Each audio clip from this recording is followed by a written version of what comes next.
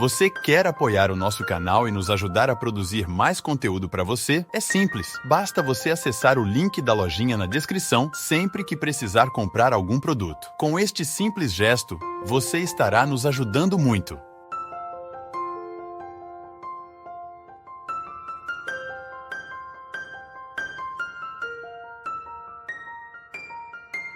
Padre Fábio, o mal é onipresente? Por que ele se propaga tanto? Veja bem, como é que o mal pode ser onipresente? À medida em que ele tem legítimos representantes, não é verdade? A partir do momento em que ele é representado por pessoas esparramadas por este mundo. Eu sempre digo, minha gente, volto a dizer, o que é a estrutura maligna no mundo? O mal existe enquanto processo de sedução. Essa afirmação do demônio, do diabo, nós já falamos muitas vezes sobre isso aqui. O que é o diabo? É aquele que divide, é aquele que separa, é aquele que quebra. A estrutura diabólica é aquela que quebra o ser humano, que desintegra os valores humanos, que prejudica o andamento da vida. É aquele que vai atarracando, que vai segurando o processo do humano. Essa experiência de estar em todos os lugares é porque alguém está legitimando a presença do mal naquele momento. Hoje, por exemplo, você teve a oportunidade de ser bom e de ser mal. Você pôde passar pelo processo de escolher. A vida aconteceu na sua história, hoje a vida aconteceu em você, e você teve a possibilidade de escolher se você iria agir com bondade ou com maldade. Se você escolheu agir com bondade, o mal não foi presente na sua vida. Você deixou de legitimar a presença do mal e, ao contrário, legitimou a presença do bem na sua atitude. Agora, se naquele momento a sua fraqueza prevaleceu sobre você e a opção pelo mal aconteceu, você legitimou a presença do mal no mundo. É assim que o diabo vence, quando o humano cede. Quando o ser humano cede à sedução do diabo, à sedução do demônio, que é essa metáfora, que é muito mais do que uma pessoa, né? É tudo aquilo que ela consegue conquistar, é tudo aquilo que ela consegue esparramar pelo mundo. Então, de fato, o mal consegue ser onipresente, porque se ele consegue legitimar representantes em diversos lugares do mundo, ele está agindo, então, através das mais diversas situações. O sequestro é uma das mais terríveis espécies de violência no mundo de hoje. Se você já passou pela experiência de ter um amigo sequestrado, de ter uma pessoa da sua casa sequestrada, você sabe muito bem. Ou então, se você passou pela experiência do sequestro, você sabe muito bem. O que é o sequestro? É uma presença do mal agindo pela força de pessoas. É o total desrespeito à humanidade daquela pessoa que está sendo rendida, daquela pessoa que está colocada em cativeiro. Da mesma forma como o assassinato é uma legitimação da presença do mal no mundo, da mesma forma como o roubo. Gente, e este mal, ele tem proporções. O diabo vence em grandes coisas e o diabo vence em pequenas coisas. É a gente que escolhe se ele vai vencer ou se ele vai perder. O cristianismo é sempre uma proposta de fazer vencer o bem. O cristianismo é sempre uma proposta de fazer prevalecer no mundo aquilo que é bom, aquilo que provoca o bem na pessoa. Quando nós temos a opção, a possibilidade de escolher, você tem diante de você dois comportamentos, ali está a possibilidade de você fazer vencer a Deus ou fazer vencer o diabo. Basta você escolher bem. Assim como o Deus é onipresente e a sua força move todos os corações, mas os corações escolhem se vão deixar serem movidos ou não. Quando eu passo pelo processo de escolher por Deus, então Deus está presente no mundo através de mim. Se você se convence disso também, Deus está presente no mundo através de você. E aí nós vamos esparramando bem pelo mundo, pela vida. É tão bonito isso. A gente descobrir que no nosso comportamento, na nossa atitude, há um espaço para Deus agir. E é também lamentável a gente pensar que no momento em que nós agimos, pode ser que ali o diabo esteja legitimando a sua presença no mundo através de nós. Cada vez mais eu me convenço que O cristianismo acontece nas pequenas coisas. É lamentável que durante muito tempo nós padres tenhamos nos omitido muito nesse discurso, né? Quando a gente se limitou a pregar sobre algumas coisas e a gente deixou de mostrar o quanto que a nossa atitude é responsável por fazer o universo caminhar bem. Esse grande problema que nós temos hoje, os problemas ecológicos, este caos que o universo está vivendo, os riscos que a humanidade correrá num futuro muito breve, é tudo fruto desta opção que a gente fez pelas coisas erradas. No momento em que eu jogo um lixo no rio, eu estou me esquivando de uma responsabilidade, eu estou provocando o mal no mundo naquele pequeno lixo que eu jogo no rio. Nós não temos mais como negar isso. O evangelho tem que passar nisso, tem que passar por isso. Se eu jogo no ralo da minha cozinha todo o óleo que eu uso para fazer comida dentro de casa, aquele óleo velho, que polui 1 milhão de litros de água, 1 litro de óleo que você joga no ralo da sua pia, por uma atitude irresponsável e muitas vezes de preguiça, ao invés de jogar o óleo no lugar certo, né? De reciclá-lo, de mandá-lo para reciclagem. Se você joga no ralo da sua pia, você está poluindo 1 milhão de litros de água. Eu lamento te informar que você está sendo adepta do diabo nessa hora. Porque o diabo é aquele que põe o rabo sujo em tudo que Deus fez. Não é assim? A gente não aprendeu isso quando era criança? É verdade. Toda vez que eu ajo de maneira irresponsável contra a casa que eu moro, que é o universo, eu estou fazendo o contrário, um processo contrário da criação. Eu estou destruindo. E destruir é atitude má. Não tem como negar isso não, viu, gente? Na vida é muito simples essa regra. O que é bom, o que é mal é mal. Há realidades que são intrinsecamente más. Há realidades que são intrinsecamente boas. Não tem como você negar. E julgar um óleo sujo que você já usou, que você não serve mais, dentro da pia porque você está com preguiça de reciclar, é um jeito que você tem de estragar o mundo que você vive. Pronto. O mal está presente no mundo nas nossas atitudes. O mal está presente no mundo naquilo que a gente escolhe. Não tem como você fugir dessa responsabilidade. A desonestidade do mundo cresce na sua pequena desonestidade, na minha desonestidade. Se eu jogo um lixo na rua, se eu jogo um lixo num lugar público, eu estou agindo de maneira errada. O mal está vencendo em mim. Diferente da pessoa que faz a opção pelo bem. Deus é misericórdia, Deus é amor. É o amor que transforma as pessoas. É o amor que muda, é o amor que dá significado à vida. A nossa vida ela só tem significado porque algumas pessoas nos amam e a gente ama essas pessoas. Senão a vida seria um horror.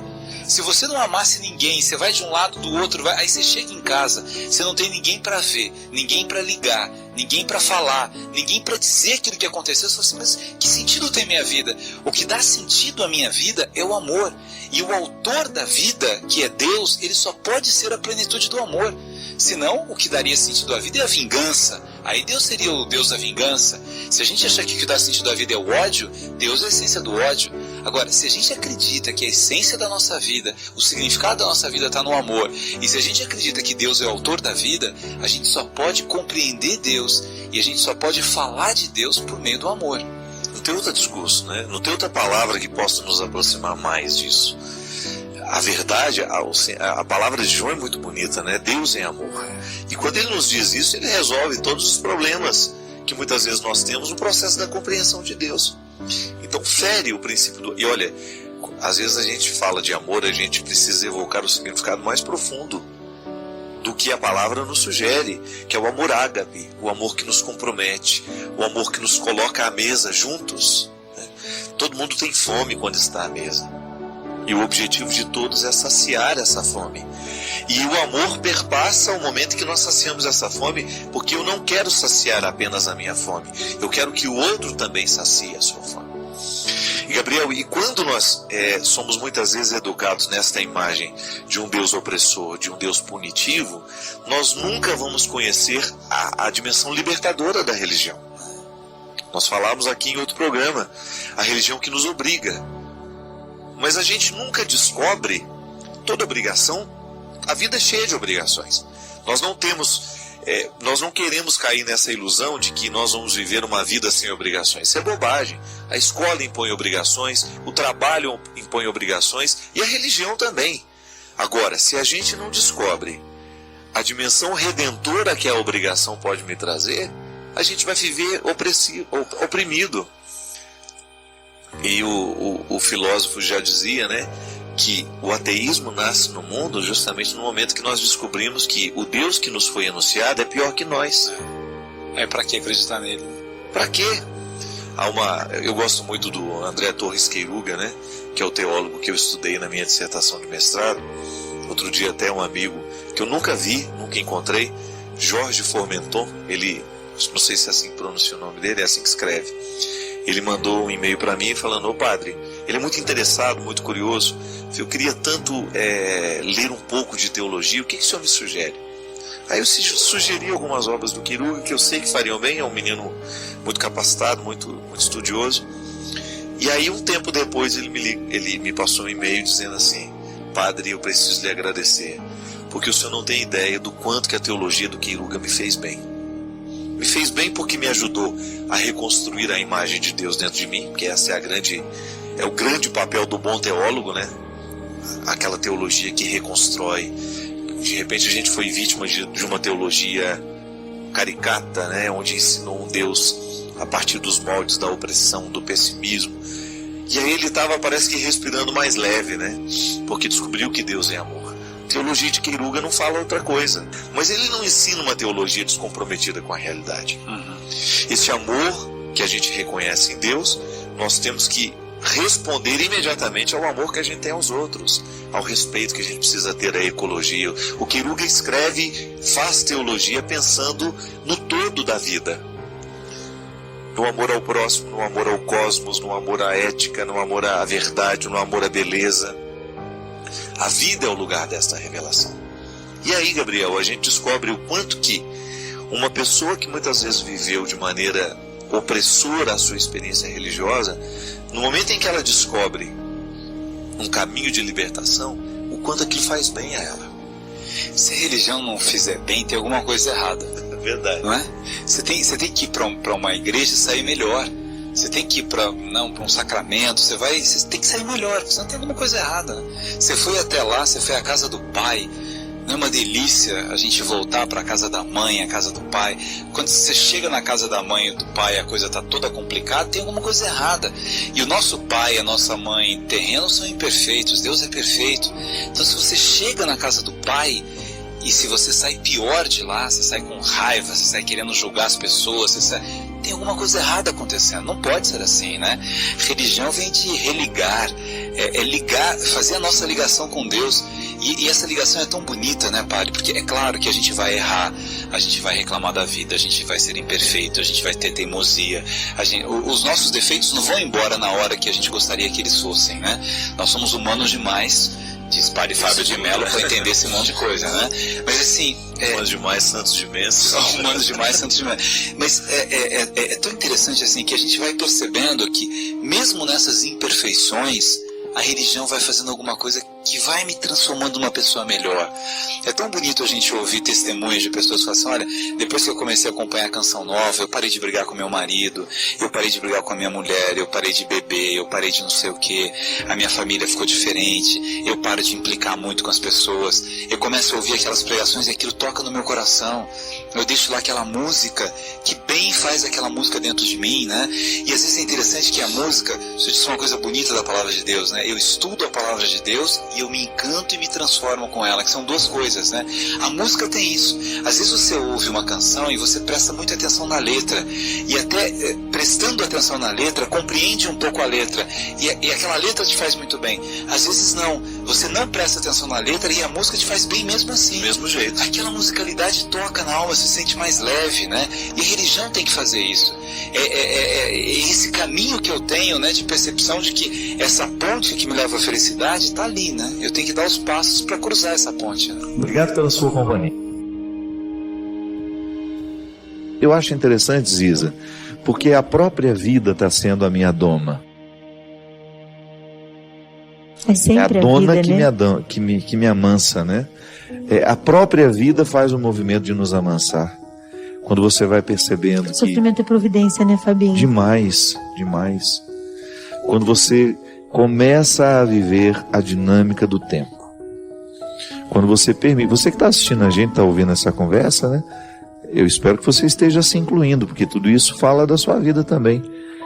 Quando nós vivemos a dinâmica do tempo, quando nós compreendemos o tempo que temos, a gente naturalmente vai ficando mais dócil. A gente vai ficando mais dócil. E eu acho que tem um movimento de aceitação na alma, quando a maturidade vai chegando, que não é uma aceitação que é sujeição diante das coisas que eu não posso mudar, mas é uma aceitação, é como se eu fizesse as pazes com as minhas circunstâncias. Eu me alio à minha circunstância de alguma maneira que eu aceito e eu entendo que na aceitação está uma sujeição ao que é divino, sagrado, maior, único na minha vida. Isso me ajuda tanto, porque muitas pessoas, por exemplo, me perguntam como que eu consigo fazer tantas coisas ao mesmo tempo. Eu sempre penso, eu não brigo com todas elas. Você não fica... eu acho que tem um quê de sermos pacificados com o tempo, né? Com o passar do tempo, e a gente deixa de ter expectativas que nos provoquem discussão com as coisas da vida, né? Com as pessoas, com as circunstâncias, com a realidade, comigo, com o meu corpo, com o meu biotipo. Acho que o tempo vai me ensinando a viver uma paz real, concreta, integradora, e é a porta da minha felicidade real, é onde eu estou em paz, assim, eu não preciso de nada. É aquela história da frase do Martim, né, Valverde? Rico é aquele que precisa de muito pouco para ser feliz, porque é uma pessoa integrada, rica de sentido, né? É uma coisa que...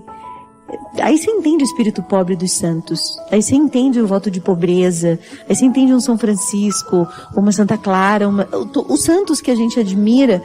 Como que a pessoa viveu isso? Mas acho que foi um processo de maturação da alma e que precisou de podas. Imagina, Francisco, para ser líder de tantos, ele era filho do trovão também. Uma Teresa d'Ávila, uma mulher forte. E o bonito que Francisco compreendeu a pobreza com uma leveza que não é comum a gente encontrar, né? Eu já vivi o voto da pobreza e já convivi com pessoas que tinham o voto de pobreza e que eram extremamente amargas, pesadas, por serem e nada pobres. Não, justamente, porque não tem nada no seu nome. A pobreza é uma relação, não tem uma conta, né? bancária, não tem, mas tem um amargor na alma. Isso. Que a empobrece da pior forma. A pobreza material é só uma consequência, né? Porque se eu vivo a pobreza material, eu tenho que naturalmente buscar a riqueza do espírito, que é a riqueza da convivência, o tornar-me uma pessoa leve e agradável. Esse é o sentido. E você não tem muita coisa materialmente, mas você tem um conjunto de riqueza espiritual interior que supre tudo isso, inclusive lhe fazendo ser muito querido por aqueles que têm oportunidades diferentes das nossas. Eu me lembro quantas vezes eu encontrei pessoas que não eram ricas e que viviam melhor que as pessoas ricas. Tamanho o conjunto de oportunidades, porque elas eram leves, elas eram agradáveis e todo mundo queria ter por perto. Sim. Tá, não tem dinheiro, mas ela é tão agradável, vamos levá-la com a gente paga para ela. Quantas vezes na minha vida eu vi isso? Por causa de uma leveza interior, sem nenhum rancor com a pobreza, aquela pessoa parecia ser muito rica. Sim. Ela é muito mais rica do que aquela. Né? E é rica mesmo, uma pessoa assim, não né? Parece, né? É sim. É aquela sensação de ter tudo o que tem e o que é em si o tempo todo. Levemente, simplesmente, né? Eu quero tanto ser assim. Deus me ajude. Pois é. Deus me ajude. Só continuar pedindo que ele seja o guardião, né? E a gente ficar atento àquilo que ele guarda. Né? Porque eu, quando estou atento ao que Deus está guardando, eu me torno um parceiro dele nessa guarda. Eu gosto muito daquela expressão que você usa, acho que é de Santa Teresa, né? De baixar a porta do castelo. Sim. E de levantar a porta do castelo. Isso é ser guardião de si. É você ter a exata percepção daquilo que precisa ser continuado daquilo que precisa ser aberto, mas daquilo que também precisa ser terminado e fechado. Fechado, protegido, esperado, silenciado. A gente tem direito, né? Porque às vezes a gente é educado na igreja de que o cristão ele tem que dizer sim e amém para tudo. Não, o cristão forte mesmo, ele diz não. Você lembra que no auge do meu sofrimento, dessa crise que eu tenho enfrentado, você me ligou oferecendo ajuda e eu honestamente disse: Ziza, eu estou num momento que ainda estou com a porta levantada. Estou solidificando. Não estou para receber visita ainda. Uhum. E isso é bom. É bom você ter a consciência do que você é capaz. E você não se violentar. E também não ser obrigado a dizer sim, ser livre para dizer não, né? Não, dizer não significa que eu não amo. Justamente. Né? Uhum. Ter esse espírito livre, amado. Lamber as feridas, né? Eu acho bonitinho, eu tenho lá as minhas crianças e eu fico vendo como elas se lambem para curar. É um processo de cuidado um com o outro. Processo. E no momento, a metáfora do lamber as feridas, ela é muito sugestiva, porque é como se eu estivesse retirando todo o processo infeccioso. Dando-se tempo. Dando tempo. Cuidado. Purgando literalmente aquilo que está excessivo em mim, aquilo que está me inflamando, aquilo que está trovejando dentro de mim e que tantas vezes me torna uma pessoa insuportável aos outros. Porque uma das preocupações que eu tenho em de viver com muita responsabilidade a minha conversão é que eu não quero ser insuportável aos outros. Eu acho tão ruim quando me deparo com uma pessoa insuportável, com uma pessoa difícil, que a primeira coisa que me ocorre é: gente, eu não quero ser assim. Já é um bom começo, meu pai. Já é um bom começo, não é? Já é um bom começo.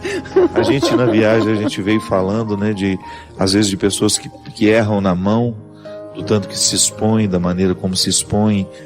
É um sinalizador para a gente. Eu não quero ser assim também. Eu quero ter o ponto de equilíbrio, eu quero saber até onde me é justo chegar. Até onde é de direito ir. E é ouvir-se, né? Ouvir-se corajosamente, assim. Esses dias eu estava com o Agostinho Agostinho Busato, lá em Curitiba, e ele dizia: ouça seu coração com coragem. Ele é sábio, mas você precisa ouvir. Precisa ouvir. Com coragem e comprometimento com você mesmo. Que nesse compromisso é a terra fértil para um compromisso com Deus verdadeiro, né? E acho que a gente só se cuida se a gente se ouve. É isso mesmo. Tem que se ouvir.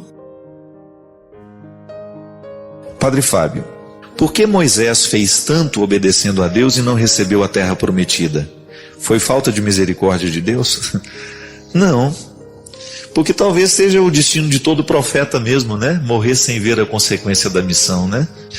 Nem sempre a gente vai ver o que a gente plantou. Nem sempre a gente tem a oportunidade. Às vezes Deus nos dá até uma colher de chá, né? Como se diz lá em Minas, né? A gente vê um ou outro resultado daquilo que a gente faz e é bonito. A gente se sente até motivado. Mas no contexto dos grandes profetas, eles não viam quase nada. Moisés recebeu aquela missão de libertar o povo do Egito e ele passou por todo aquele processo de fazer o povo permanecer na esperança, mas não chegou lá. O povo chegou, mas Moisés não. Com isso Deus nos mostra muita coisa interessante, né? Porque na verdade o papel do profeta é manter a chama da esperança. Gente, é muito interessante quando você percebe que a pessoa vai perdendo a esperança. É muito interessante a gente ver as consequências desastrosas que a falta de esperança tem na vida da pessoa. Ali no contexto de Moisés, ele precisa fazer o povo andar, ele precisa fazer o povo chegar. E é a sua palavra, é o seu testemunho, é ele estando à frente o tempo todo. E você tem ali, se você pega a Sagrada Escritura, você vai ver tudo o que isso significou na vida de Moisés, todas as dificuldades que ele enfrentou. Quando o povo começou a construir as suas idolatrias e ele precisou reorientar o povo na fé, quando ele exerceu o seu papel sacerdotal no meio do povo, né? E em cada tempo daquele processo de passagem, ele precisava ser para o povo que o povo precisava que ele fosse. Ele exercia o papel de ser essa presença que não deixava morrer a esperança. Hoje eu fico vendo, depois de milhões e milhões de anos, né, em que nós estamos vivendo esta mesma travessia, porque a Terra Prometida, ela é uma metáfora muito bonita de tudo aquilo que a gente espera na vida. Para o povo de Israel, essa Terra Prometida era uma localização geográfica, porque eles não tinham lugar. Um povo que não tem lugar é um povo que não tem identidade. É como se o inimigo, alguém viesse e tomasse a sua cidade e ela deixasse de ser sua. Você fosse expulso da sua casa, expulso da sua terra e levado para ser escravo num outro lugar, numa outra cidade. Foi justamente isso que aconteceu com o povo. O povo precisava da terra. A terra é que daria a identidade a esse povo. Tudo bem, é uma geografia, é um lugar a ser chegado. Mas o interessante é a gente pensar que a Terra Prometida se desdobra e depois ela deixa de ser apenas uma localização geográfica. Buscar a Terra Prometida, hoje para nós, é buscar o lugar que Deus preparou para que eu seja. Digamos que eu estou em processo de êxodos, de travessias, para chegar a ser o Fábio que eu posso ser. Corro o risco de morrer sem ter sido. Então Moisés não chegou a pisar a Terra Prometida, mas você pode ter certeza que no sonho e na esperança, Moisés foi o primeiro a pisar naquela terra. Isso é o bonito. Não precisa da materialidade, não precisa do chão. Moisés já conhecia a Terra Prometida e foi por isso que ele se pôs a caminho, mas morreu antes de ver o lugar. Mas ele já tinha visto tanto nos seus sonhos, nas suas esperanças, que pisar no lugar já não era tão necessário mais. Porque na verdade, o processo de Deus em nós nem é tanto chegar, mas é como a gente chega. É igual quando a gente vai ver um filme, um romance, não é? Todo mundo já sabe como termina, não é? O mocinho sempre vai ficar com a mocinha e termina assim, bonito, todo mundo chorando no final. Porque o importante não é o que acontece, é como acontece. O mais importante não é chegar, mas é como eu chego. E cada vez mais eu descubro isso. Às vezes eu tenho num primeiro momento, eu tenho a ilusão de que o mais bonito é chegar no lugar para onde eu estou viajando. Mas se de repente eu começo a abrir os olhos, eu vou perceber que a viagem, ela é tão encantadora, ou às vezes até mais encantadora do que chegar. Se tivesse um jeito de chegar sem ter que ir, não é? Quando eu estou cansado demais e eu tenho que viajar muitas vezes, eu falo, meu Deus, se tivesse um jeito de chegar assim eu ter que ir. Mas muitas vezes o ter que ir é melhor do que eu chegar. E na promessa da Terra Prometida, o bonito de tudo não é chegar até a Terra Prometida, mas é o que Deus vai fazendo dentro do nosso coração à medida em que a gente sonha com a Terra Prometida. O desejo sobrevive da ausência. Porque na hora que você tem aquilo que você desejou, cessou, não é assim? É igual a roupa que é bonita na vitrine, mas na hora que você veste, ela não é tão bonita assim como estava na vitrine, é porque já é sua. E é engraçado porque a experiência de Deus na nossa vida, ela funciona assim. Eu me lembro que uma vez eu escrevi um texto contando de um carrinho que eu tinha vontade de ter. O Pegasus, né? Um carrinho lindo que ficava na vitrine, e que eu sempre tinha vontade de ter aquele carrinho para mim, só que eu era pobre. E o Pegasus era um carrinho caro demais para um filho de pedreiro. Então eu ficava na vitrine sonhando, imaginando como seria o ronco daquele carro, ele era de controle remoto, como seria brincar com aquele carro. E eu nunca tive. Mas o que eu compreendo desse desejo de criança? Eu ficava na vitrine e era justamente por não conseguir ter aquele carrinho que eu o achava tão encantador. E aí no texto que eu escrevi lá do meu primeiro livro, Tempo, Saudades e Esquecimentos, aí eu dizia que olhar um carrinho na vitrine para uma criança é como uma experiência religiosa. Porque eu olho o carrinho e eu não tenho possibilidade de tê-lo. E Deus, nós o amamos assim, sem poder possuí-lo. O dia que a gente tiver a pretensão de possuir a Deus, ele deixa de exercer o seu poder sobre nós. Porque o seu fascínio consiste justamente em nunca se deixar aprisionar por nós. Deus é imanência, mas ele é também transcendência. Eu olho para ele e o admiro, como São Paulo diz. A gente vê agora como que em partes, mas a gente só vai ver essa totalidade na eternidade. E a esperança da terra prometida está totalmente, tudo isso que nós estamos falando, está diretamente ligado à terra prometida, de nós nos colocamos a caminho para chegar a um lugar que a gente não chega nunca. Por quê? Este lugar não é para ser chegado, este lugar é para motivar a vida. E ele muda de figura. Essa terra prometida vai ganhando novas faces. Ninguém fica procurando a mesma terra prometida a vida inteira. O sonho de Deus na nossa vida, ele modifica, ele vai ganhando novas faces. E é bonito que seja assim, porque é por isso que a gente não para.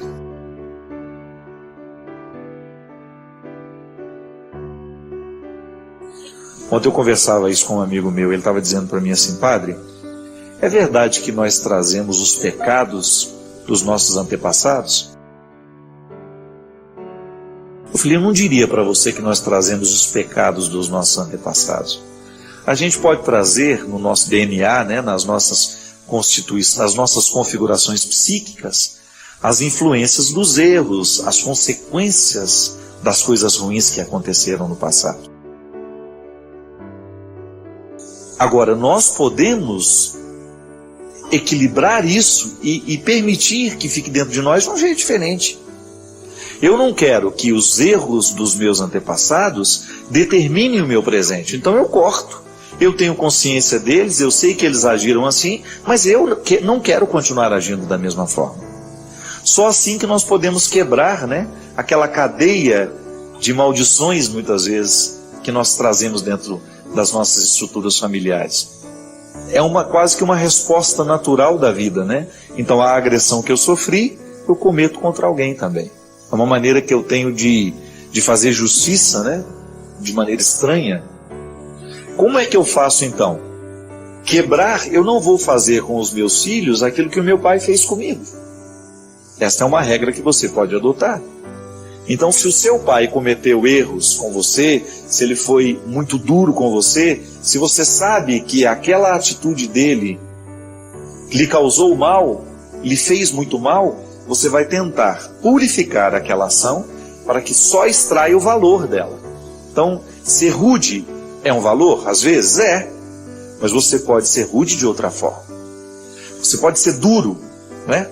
Na educação com os filhos, você precisa ser muito duro, muitas vezes, mas você não precisa ser agressor. A sua dureza na atitude, na exigência de atitudes, não precisa ser uma agressão à vida do seu filho. Então você vai purificando, você vai modificando, você vai acumulando, você vai exercendo a sabedoria que o acúmulo da história lhe trouxe. E aí você não envelhece, né? Você fica mais sábio. A gente fazer com que a nossa experiência pelo tempo possa ser sempre favorável na nossa atitude. A vida que a gente viveu não precisa nos condenar. Ainda que a gente tenha motivos de sobras para a gente querer se condenar. Porque pode ser que a gente tenha errado muito mais que acertou. Mas a gente não precisa fazer prevalecer os erros. Nós podemos muito bem selecionar isso, jogar fora o que não valeu a pena e dar um start de maneira diferente, né? Acolher esse novo tempo, essa nova oportunidade. Hoje, por exemplo, nós estamos tendo a graça de começar um novo tempo.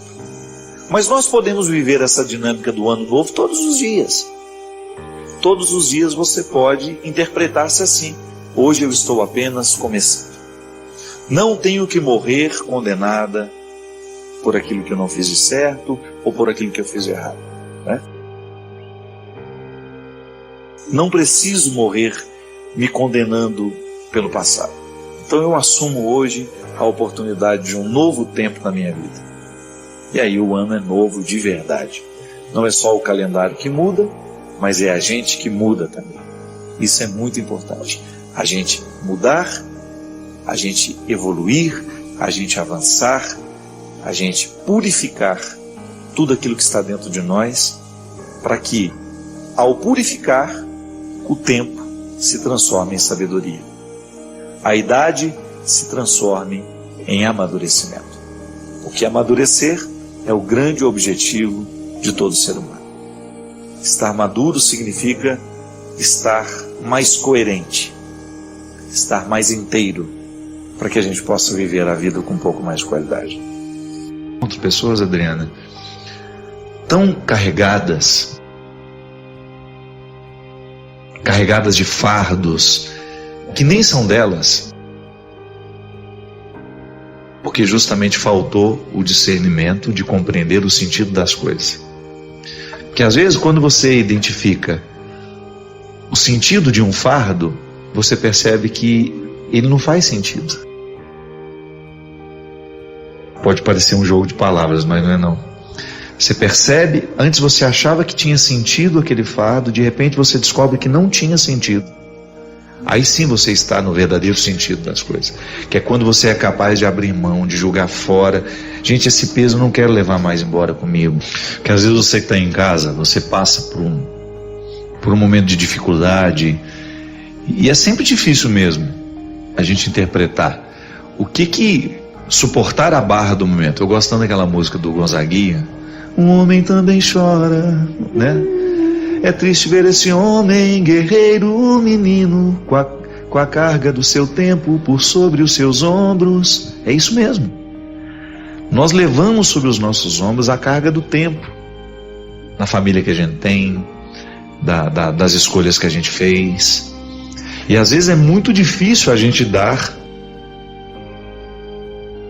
sentido a todo o peso que a gente leva. Eu nunca me perco de vista, sabe? Eu tenho uma vida muito corrida, mas eu faço questão de levar na correria da minha vida a dinâmica da minha mudança. Eu estou em constante processo de mudança. Eu acredito muito nessa ação de Deus em mim. Eu tenho muitos defeitos, tenho consciência deles, mas você sabe, eu não desisto dessa possibilidade de ser um homem melhor. Isso para mim é uma meta. Sabe? Isso para mim é um desafio que eu não quero perder de vista. E eu me lembro que você passou acompanhando o seu processo até o Davi chegar. Foi uma longa luta, né? Muito. Você passou por um sofrimento terrível. E eu fico pensando o tanto que foi importante, agora depois de olhar para trás, aquele sofrimento todo preparando seu coração para você amar o Davi ainda com mais intensidade.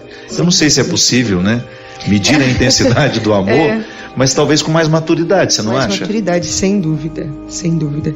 Tudo que eu vivi... Adriana, você perdeu, né, uma criança. Quantos meses, Adriana? 3 meses. Estava com 3 meses já, com toda uma expectativa. E né? a minha gravidez com o Davi também foi uma gravidez que ainda era de risco. Não, nós ficamos todo mundo apertando a barriga, né, com medo do Davi sair antes da hora. Eu fiquei os primeiros 3 meses assim, sofrido. Eu não curtia os primeiros 3 meses de gravidez. De ansiedade. Eu tinha sinais de que eu estava, assim, como eu tive sinal do primeiro, eu tive sinal também com o Davi. Poderia perder também. Exatamente. Então foi uma luta, mas valeu demais tudo, valeu a pena. Na nossa vida é assim, minha gente.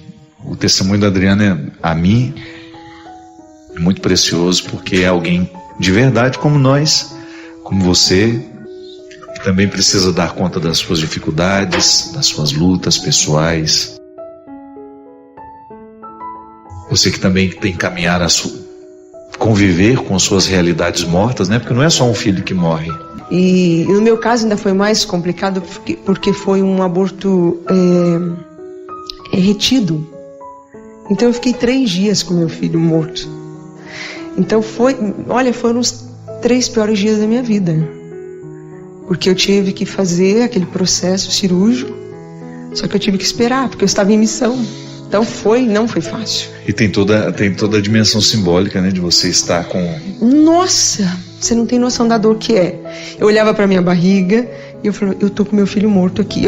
Você falou para mim naquele período, você falou assim, viva o luto. Eu passei 3 dias, e eu me lembro e me emocionei, eu passei 3 dias chorando. chorando, porque estava ali, estava morto, né? Era desejado, muito desejado. Não foi fácil. Mas aquilo que você falou, Deus, ele caminha conosco, ele não abandona. Não. Você precisou ser o túmulo do filho. Exatamente. E você conviveu durante 3 dias com essa consciência: eu sou o túmulo do meu filho. Mas às vezes também, Adriana, nós convivemos com os sonhos mortos dentro de nós, as esperanças mortas, as pessoas vivas por fora, mortas por dentro. Então são muitas as angústias nos dias de hoje, muitas as situações que nos oprimem, que nos machucam, porque a gente não chega nem mesmo a tocar nesse luto. Como é benéfico na vida de uma pessoa, né? Ela, por exemplo, ela ter coragem de dizer: esse sonho é meu e ele está morrendo, e eu não quero que ele morra. Nós somos humanos, nós estamos no mesmo processo, né? A gente está tentando acertar ainda, né? E eu vivo isso, é o que eu vivo na minha história, vivendo os desafios novos, né? Que aparecem, que a gente enfrenta, enfim. Mas é uma estrada linda, apesar das vezes a gente passar por esses desertos, viver alguns calvários. É uma história linda porque é uma estrada linda porque a gente sabe aonde a gente pode olhar. A gente tem o norte. A gente sabe aonde a gente pode recorrer, para quem a gente pode pedir socorro. Assim como a mãe, né? Assim como foi a sua mãe com você, a minha comigo, a sua mãe, você que está assistindo, foi com você. Hoje eu estou sendo com o Davi. É assim que Deus age conosco. E é lindo ver que nós temos um Deus que não se distancia nunca. Nunca. E vai olhando e vai cuidando de nós. E vai também permitindo que nós passemos pelos nossos desertos. Às vezes, Adriana, eu encontro muito isso em mulheres que precisam engravidar. Mulheres que não conseguem engravidar e fazem isso ser um fardo, como se o filho fosse uma obrigação dela. Você viveu um pouco isso também? Vivi. Depois que eu perdi o primeiro, eu não consegui engravidar. A gente estava tentando há muito tempo. E justamente aquilo que você falou, eu me senti um pouco na obrigação. Porque quando a gente perde, a gente se sente um pouco incapaz. Entendeu? Uma situação de fracasso. Exatamente. Né? Não consegui ser mãe. Exatamente. Então, é uma cobrança interior grande, até mesmo da gente, né? Então, eu me sentia um pouco nessa obrigação e não conseguia. E quando o meu médico justamente disse para mim assim: você precisa desfocar. Ele dizia isso: você precisa tirar essa obrigação. E aí foi quando eu consegui. E claro, né, tem esse cuidado de Deus que a gente sempre fala, mas também tem a minha parte que eu precisava fazer, que era deixar Deus agir, né? Outras pessoas, Adriana, tão carregadas de fardos que nem são delas, porque justamente faltou o discernimento de compreender o sentido das coisas. Que às vezes, quando você identifica o sentido de um fardo, você percebe que ele não faz sentido. Pode parecer um jogo de palavras, mas não é não. Você percebe, antes você achava que tinha sentido aquele fardo, de repente você descobre que não tinha sentido. Aí sim você está no verdadeiro sentido das coisas, que é quando você é capaz de abrir mão, de jogar fora. Gente, esse peso eu não quero levar mais embora comigo. Porque às vezes você que está em casa, você passa por um momento de dificuldade, e é sempre difícil mesmo a gente interpretar o que suportar a barra do momento. Eu gosto tanto daquela música do Gonzaguinha, um homem também chora, né? É triste ver esse homem, guerreiro, menino, com a carga do seu tempo por sobre os seus ombros. É isso mesmo. Nós levamos sobre os nossos ombros a carga do tempo, da família que a gente tem, das escolhas que a gente fez. E às vezes é muito difícil a gente dar sentido a todo o peso que a gente leva.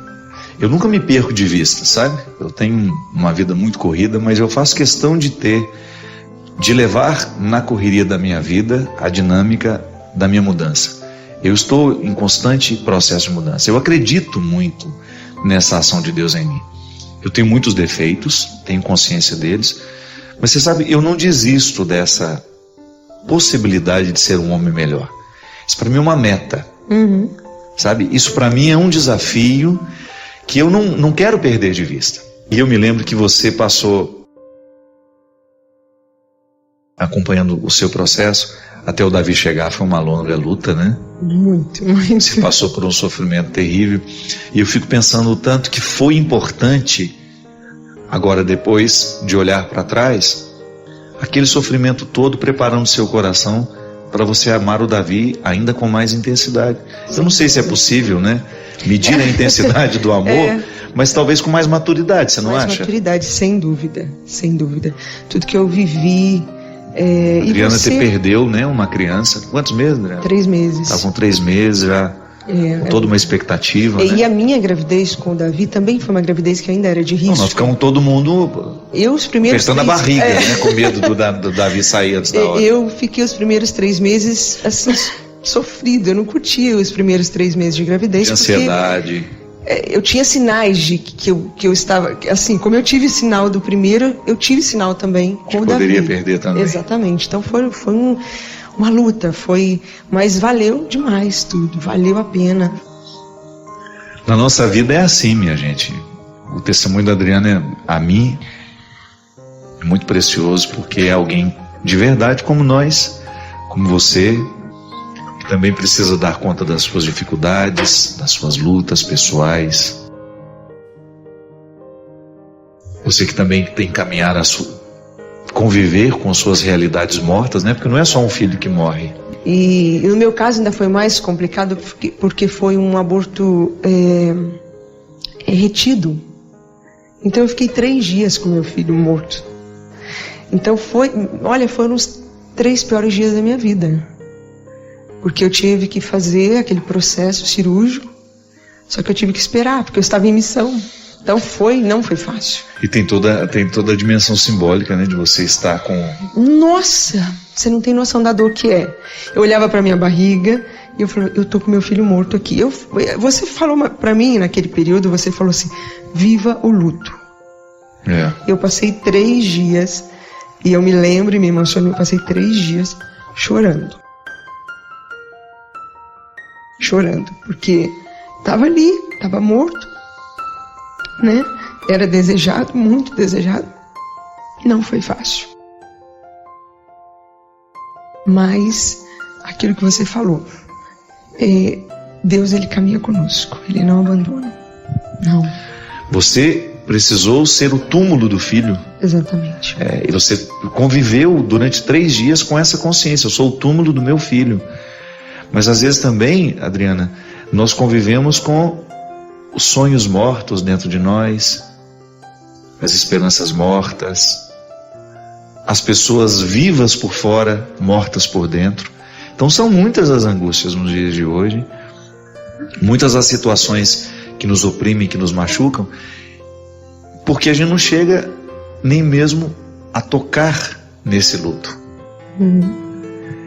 Como é benéfico na vida de uma pessoa, né? Ela, por exemplo, ela ter coragem de dizer, esse sonho é meu e ele está morrendo, e eu não quero que ele morra. Nós somos humanos, nós estamos no mesmo processo, né? A gente está tentando acertar ainda, né? E eu vivo isso, é o que eu vivo na minha história, vivendo os desafios novos, né? Que aparecem, que a gente enfrenta, enfim. Mas é uma estrada linda, apesar das vezes a gente passar por esses desertos, viver alguns calvários. É uma história linda porque é uma estrada linda porque a gente sabe aonde a gente pode olhar. A gente tem o norte. A gente sabe aonde a gente pode recorrer, para quem a gente pode pedir socorro. Assim como a mãe, né?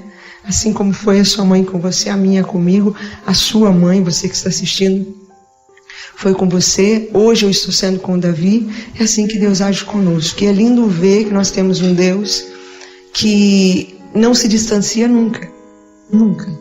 E vai olhando e vai cuidando de nós, e vai também permitindo que nós passemos pelos nossos desertos.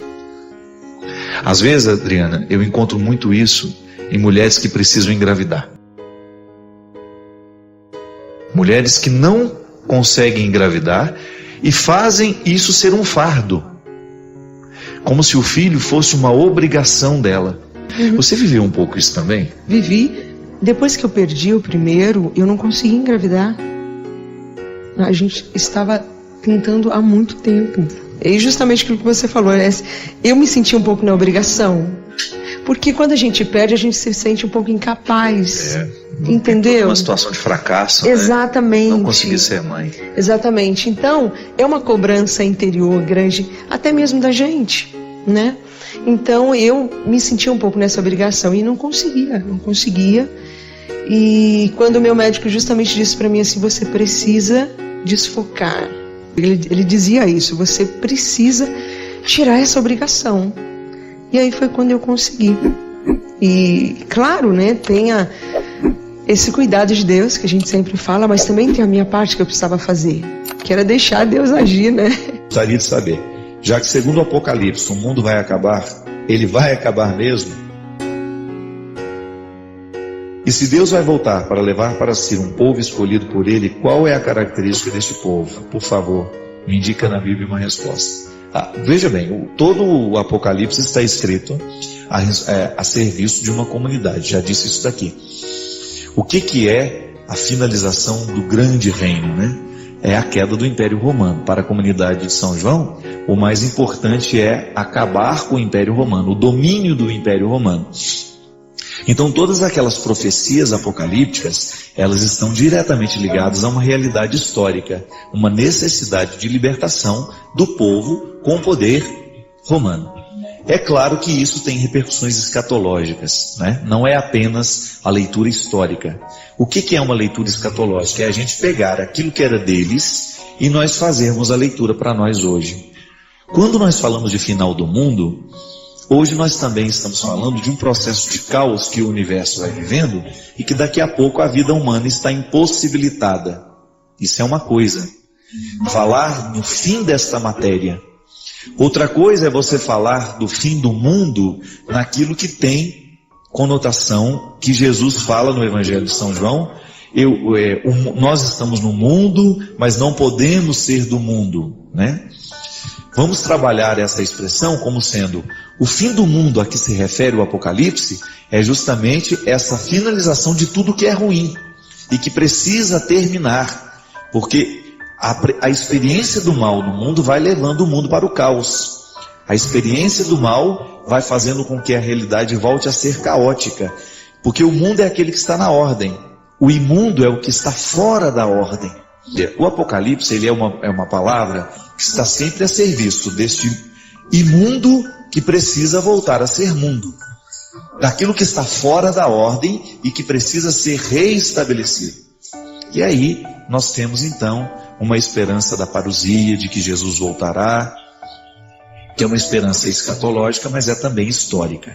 Sobre este retorno escatológico eu não sei lhe dizer muita coisa, porque até mesmo a Sagrada Escritura fala disso. Não sabemos quando nem como será. Quando é que Jesus volta ao mundo? Quando eu, como pessoa, assumo o compromisso e a responsabilidade de sê-lo de novo. Quando eu, como pessoa, assumo em mim a responsabilidade de ser Jesus para aqueles que estão do meu lado. Jesus voltou. Não estou falando de uma volta escatológica sobre aquela que é essa que você me pergunta. Eu não sei como será, como se dará, porque não temos uma revelação sobre isso. Mas sobre este retorno na história, sobre este nós podemos falar. E isto é matéria humana. Eu sempre gosto de dizer isso, gente. Eu não fico falando daquilo que eu não sei. Eu não vou ficar fazendo perguntas para mim sobre aquilo que eu não sei responder. É como que será depois que eu morrer? Não adianta eu ficar fazendo essa pergunta Só morrendo para saber. É uma pergunta absolutamente infértil. Eu querer saber como será depois da minha morte, eu não posso. O máximo que eu posso fazer é sonhar, é ficar imaginando, mas isso não é resposta plausível. Agora, como é a minha vida, sobre isso eu posso falar. Como é a sua vida, sobre isso você pode falar. Então, se você não tem condições de ocupar-se de como será a sua morte, de como será depois que você morrer, ocupe-se daquilo que você pode. E muitas vezes nós perdemos um tempo danado fazendo esse tipo de pergunta para nós. E às vezes a gente perde a qualidade da nossa vida projetando a nossa preocupação o tempo todo nesse fim do mundo anunciado. Eu não me ocupo dessa realidade. A única coisa que eu permito desse fim do mundo que venha para dentro de mim, sabe o que é? É a urgência de eu fazer hoje aquilo que eu preciso fazer. Eu saber que Jesus vai voltar e que pode ser a qualquer momento, me coloca numa perspectiva de vigilância. Então eu quero ser um bom homem hoje, você pode ser uma boa mulher hoje. Vamos ser o melhor ser humano que nós pudermos hoje, por uma razão simples. Jesus está voltando. E no momento em que eu me organizo como pessoa, que eu saio do caos, que eu deixo de ser imundo, eu entro nessa perspectiva do reino de Deus. E isso é muito bonito. O caos que o mundo está, essa poluição que o mundo tem, esse problema ecológico que nós vivemos, é também um problema humano. Nós não podemos negar que as nossas geleiras também estão inundando a nossa vida. Nós também não podemos negar que o nosso clima está complicado. Que você também tem tempestades dentro de você, que você também vive o perigo constante de furacões que quase te derrubam como pessoa. Não é só a Califórnia que pegou fogo, não. Tem muita gente com fogo interior acabando, destruindo tudo, queimando tudo. O fogo do ódio, o fogo do desamor. Tem muitas geleiras caindo, muita gente sendo destruída por essas enchentes tenebrosas, terríveis. As enchentes dos nossos ódios, da nossa preguiça, da nossa insatisfação, da nossa frustração. Minha gente, os problemas ecológicos do mundo, eles acontecem e estão presentes o tempo todo. Mas eu arrisco a dizer que hoje o problema humano é muito pior do que tudo que está acontecendo em volta de nós. E aliás, o que está acontecendo em volta de fora é apenas uma consequência da desordem interior. Foi justamente a ganância por um mundo novo que fez com que o homem destruísse a estrutura de mundo que nós temos. Então, se o mundo hoje está imundo, se hoje a poluição está tomando conta das nossas cidades, é porque nós estamos poluídos por dentro também. A nossa mentalidade está poluída, nós estamos maldosos demais, nós estamos buscando o mal o tempo todo, nós estamos fazendo opção pelo mal o tempo todo. E aí, as catástrofes, essas que destroem as cidades, elas acontecem com a mesma intensidade dentro de nós. E você sabe muito bem disso. Não estou falando de uma teoria. Você também deve ter sido em algum momento da sua vida vítima das suas tempestades interiores. Não foram poucas as vezes, não é verdade? Não foram poucas as vezes que você também teve a sua Nova Orleans aí totalmente inundada. Não foram poucas vezes em que o seu coração ardeu, sofreu com os fogos que são próprios do mundo de hoje, com as injustiças que são próprias do mundo de hoje, com os sofrimentos que são próprios dentro do mundo de hoje. E você queimou e você destruiu as suas moradas, assim como a Califórnia também foi destruída pelo fogo que arrasou aquela região. A vida é assim, minha gente. As tragédias estão de fora, mas é porque antes elas estão dentro de nós. E as tragédias acontecem de fora à medida em que a gente não cuida das nossas tragédias interiores. Volte à simplicidade. Busca lá as suas raízes. Apague os fogos. Estanque essa enxurrada. Conserve as geleiras. Há tanta coisa dentro de você que merece cuidado. E que às vezes um simples retorno às suas raízes, você começa a se apegar àquilo que é essencial. Quando a gente se dispersa nos nossos acidentais, a gente deixa de enxergar aquilo que é essencial. Que Deus te abençoe. Que Deus te ajude a reconstruir a sua cidade interior tão devastada, tão destruída, tão estragada às vezes. E seja feliz na medida que você pode. Uma certeza eu tenho, você merece. Tenho uma dúvida, Padre. No decorrer de nossas vidas, nós nos deparamos muitas vezes com pessoas que pela nossa natureza humana não conseguimos gostar. Quero saber, qual é a atitude correta que devemos tomar? Fingir que amamos essas pessoas e em certas oportunidades causar o mal às mesmas, ou ignorá-las como se nunca tivessem existido em nossas vidas? Obrigado. Minha filha, nenhum dos dois, né? Pelo amor de Deus. Fazer um mal sem que ela perceba que você está fazendo um mal, não. Primeiro a gente precisa identificar o seguinte, que a vida, a aproximação, ela se dá a partir de duas regras.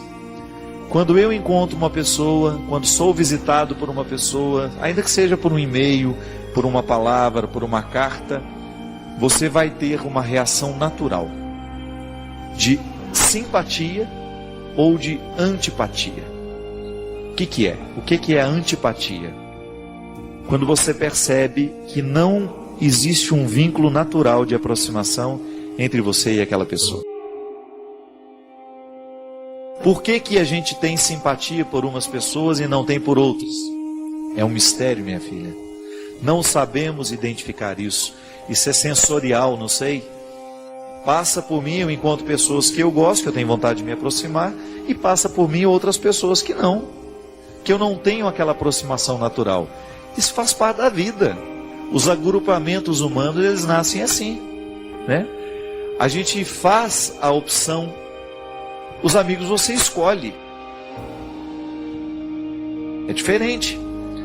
A partir da simpatia que você tem, por causa do parentesco espiritual, eu gosto de dizer isso. Eu acho que quando a gente ama alguém, ainda que você não tenha motivos para isso, você gosta naturalmente daquela pessoa, você gosta de ouvi-la, você gosta de estar com ela, é porque existe um parentesco espiritual natural. Agora pode ser que isso não seja recíproco, então cuidado, porque às vezes você fica insistindo num parentesco que só tem do seu lado. Volto a dizer, a amizade é uma escolha. Você escolhe os seus amigos. Parente não, por exemplo. Você não escolheu seu irmão, você não escolheu sua mãe, você não escolheu seu pai. Só que dentro da nossa casa, a gente tem que conviver. Então nós precisamos buscar os recursos para nos ajudar a vencer essa antipatia natural. Por quê? Porque ele é meu irmão, é minha mãe, é meu pai.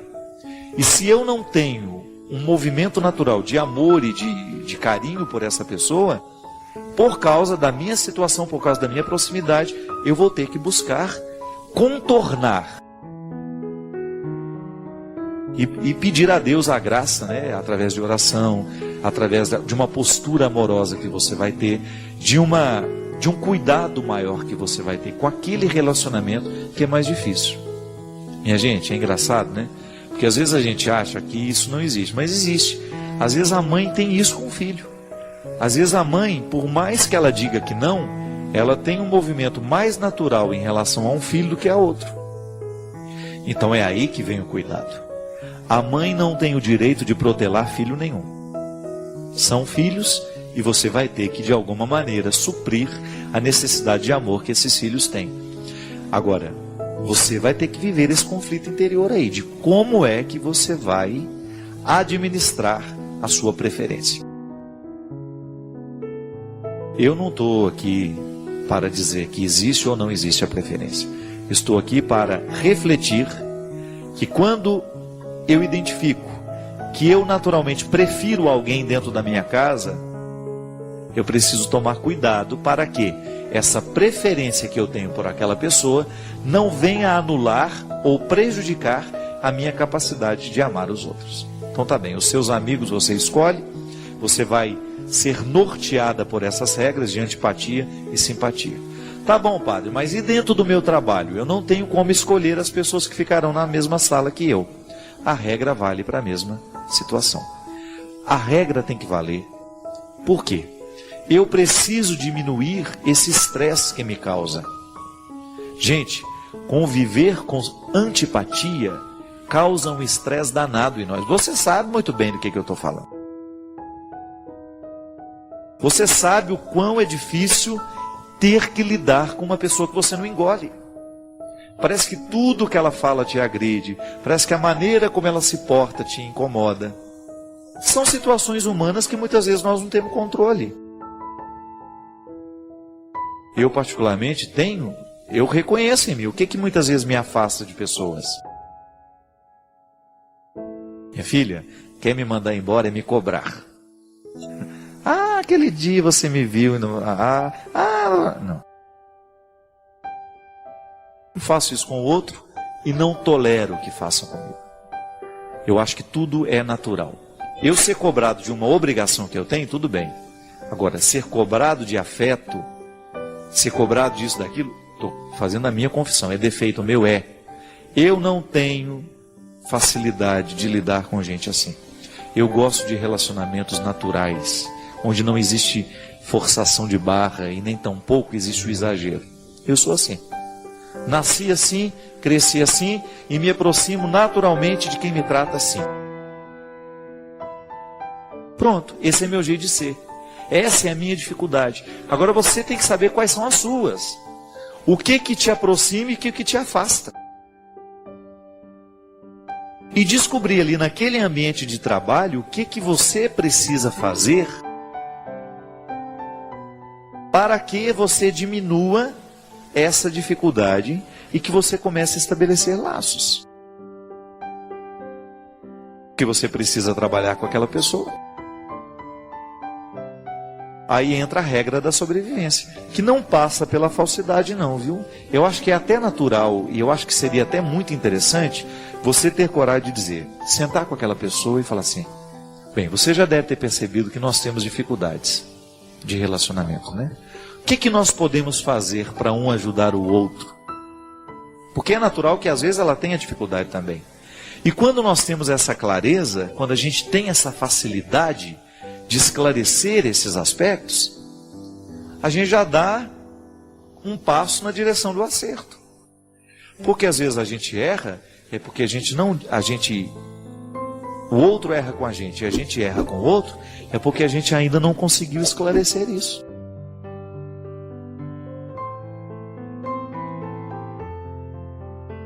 Valorizamos sua contribuição. Deixe seu comentário, inscreva-se para mais descobertas e convide outros a fazerem parte desta conversa significativa.